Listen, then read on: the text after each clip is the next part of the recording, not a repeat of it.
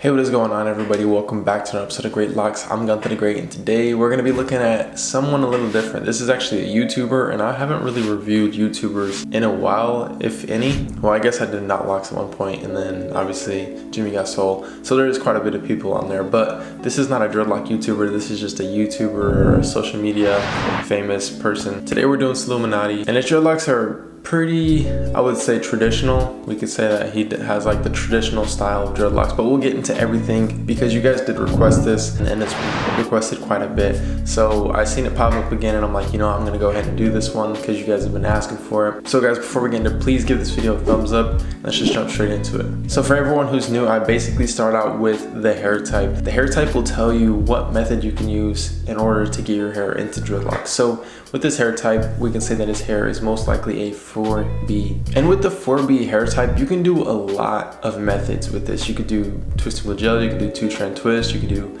interlocking, you can do crochet hooking, you can do instant locking, which is crochet hooking essentially. But you can do so many methods with a tighter curl pattern.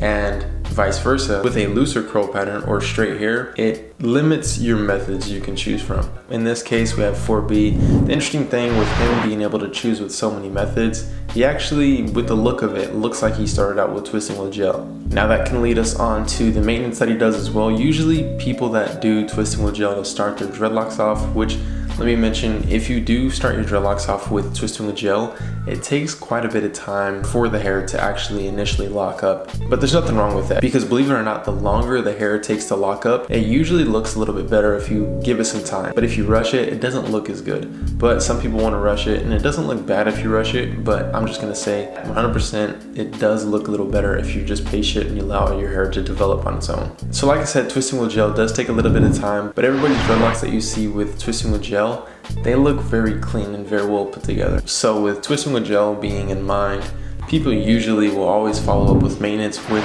twisting with gel. They usually don't go to any other methods. Every now and again, you'll see people do interlocking with twisting with gel after the twists have initially locked. But I think it is safe to say that he most likely just gets his hair retwisted. But like I mentioned, you can do interlocking after this. You can do crochet hooking after this. There's so many other methods you could do after your hair has established the locks. I know for me personally, twisting with gel is one of the best maintenance methods to do, because after your hair initially locks, whether you do interlocking or whether you do sponge rub, towel rub, whatever method you choose in order to get your dreadlocks, I think twisting with gel is great to consider, even with straight hair dreadlocks, with whatever hair type you have. And no matter how you got your dreadlocks, I think twisting with gel is a great choice because it comes out very clean and very maintained, and it just overall looks really good. And for all you who are thinking that it's gonna unravel after you twist it, the cool thing is after your hair has kind of matured a bit, it will stay in the twist for quite some time, as long as you don't really wash it and get really in depth. You can rinse it and stuff like that, but as long as you kind of maintain it, and you can even wear a do-rag, which Solluminati actually wears a do-rag most of the time, which leads me on to something else, which I'll touch on a little bit. But if you maintain those twists, it's gonna stay in. Twists usually stay in no matter the hair type. Obviously, tighter curl patterns will stay in a lot better, but just reference, we see people like Lil Pump who twist their hair as well, but he also interlocks, so he does quite a bit. But initially he started out with, like, I think braid locks, or he braided it and then allowed it to lock up, which I'm actually sure that he crochet hooked it to make it that way. Now you guys, with all that being said, I do recommend the product of the day, which I am going to link down below, which is Jamaican Mango Lime Locking Gel, which is a great product. Hundreds of thousands of people have used this product and everyone seems to love it. They love the smell, they love the way it works, they love the way that it rinses out very well, they love that it holds actually when you twist your hair versus it unraveling. So there's so many great things that come from this product, and you can find this actually on Dreadlocks.com as well. And for everyone who doesn't know, Dreadlocks.com is a website that has everything you need for your dreadlocks, or even just your hair.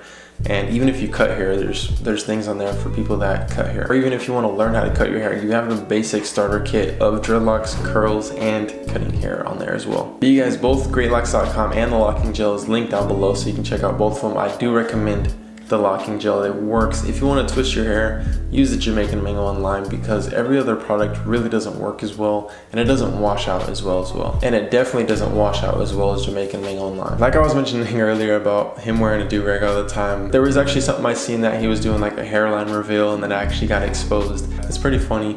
But by the looks of it, I'm almost thinking that he might have got a hair transplant, but maybe not. Maybe just uses hair fibers to sharpen up his hairline. And I'm definitely not against getting a hair transplant, because I definitely want to get a hair transplant one of these days, and I'll most likely be tracking that on my main channel. So if you guys want to keep up with that, you can go subscribe to my main channel. Other than that, that is the video. Hopefully it was very informative for you guys and you guys learned something. If it did, please give it a thumbs up, and please comment down below who you'd like to see next. Other than that, I'll see you guys next time. Peace.